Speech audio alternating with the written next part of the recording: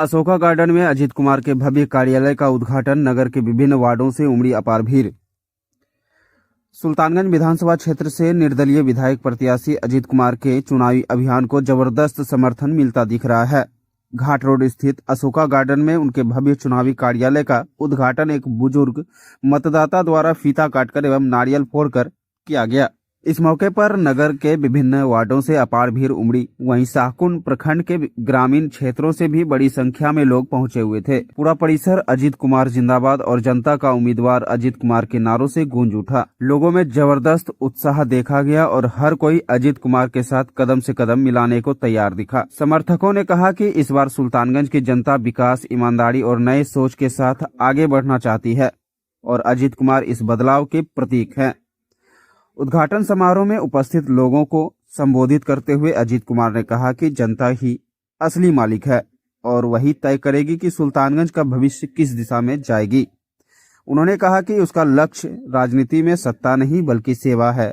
वे जनता के बीच रहकर उसके हर सुख दुख में साथ देने को प्रतिबद्ध है।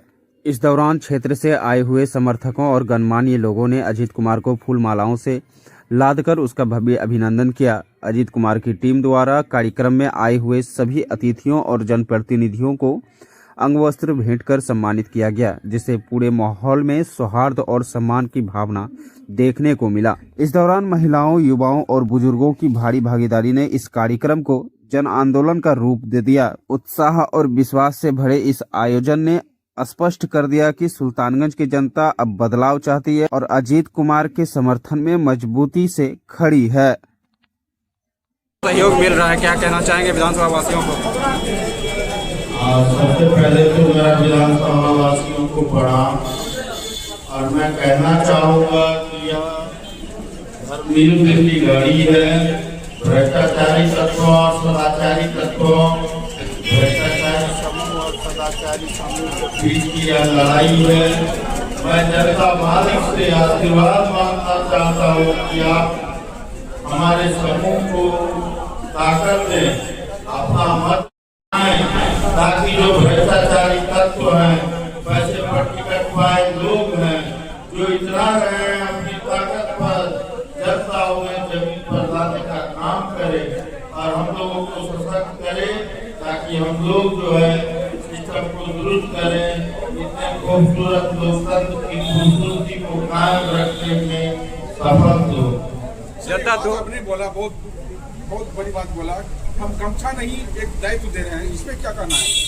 देखिए, और इतनी बड़ी लड़ाई है, यह धर्म और अधर्म की लड़ाई है। एक तरफ भ्रष्टाचारी समूह और तत्व है और एक तरफ हमारा समूह है और हम लोगों ने इस गमछे को प्रतीक के रूप में इस्तेमाल किया और हमने एक दायित्व दिया अपने साथियों को कि यह गमछा आप कसिए और लड़ाई की शुरुआत करिए, आगाज करिए। अगले 10 दिन जो है काफी महत्वपूर्ण है। आप अपने गांव, गलीचों के जो सदाचारी लोग हैं उन तक हमारे मैसेज को पहुंचाने का काम करिए।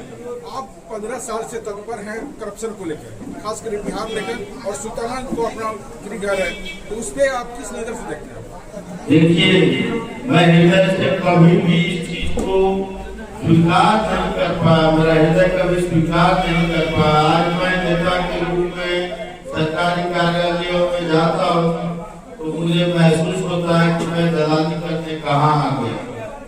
ये दर्द और ये चीज जो है, इसी ने मुझे चुनाव लड़ने को प्रेरित भी किया। इस चुनाव में आपको किससे डर है?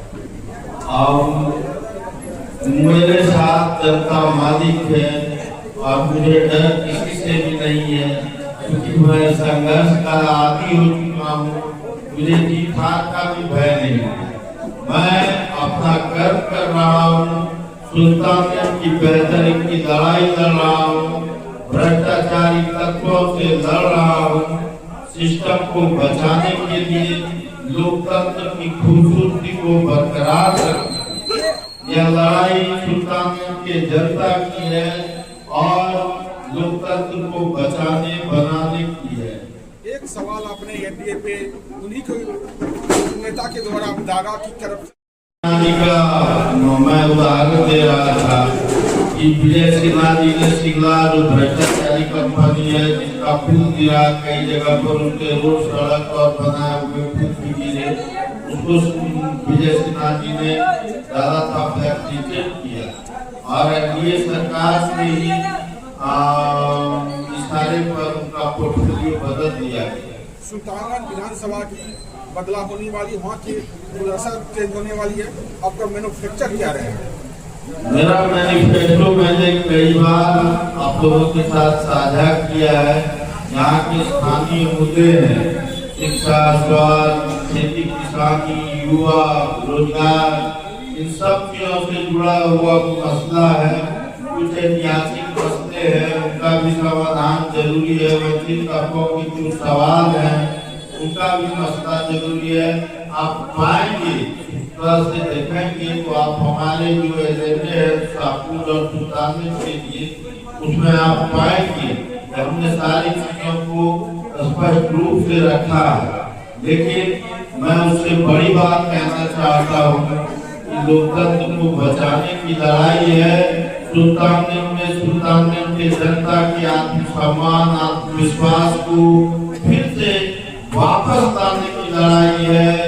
नेताओं को दलाल में तब्दील किए जाने के विरोध की लड़ाई है ये।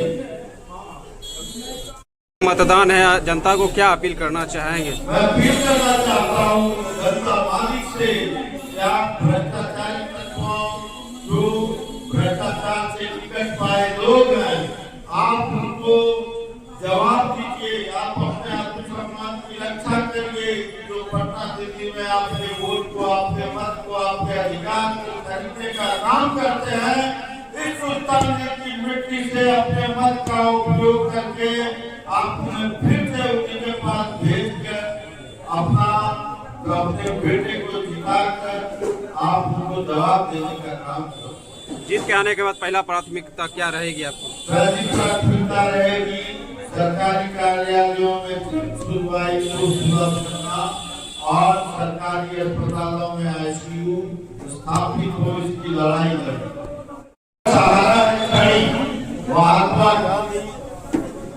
महात्मा गांधी ने छड़ी के सहारे चलकर पूरे देश को बदलने का काम किया और अंग्रेजी सत्ता को भगाने का काम किया।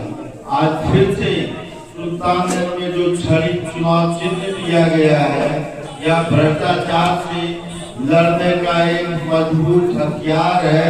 सुल्तानगंज की जनता के लिए अपने आत्मसम्मान और आत्मविश्वास की रक्षा का हथियार है। छड़ी निशान पर मतदान करके जनता छड़ी चलाएगी और भ्रष्टाचारियों को भगाएगी।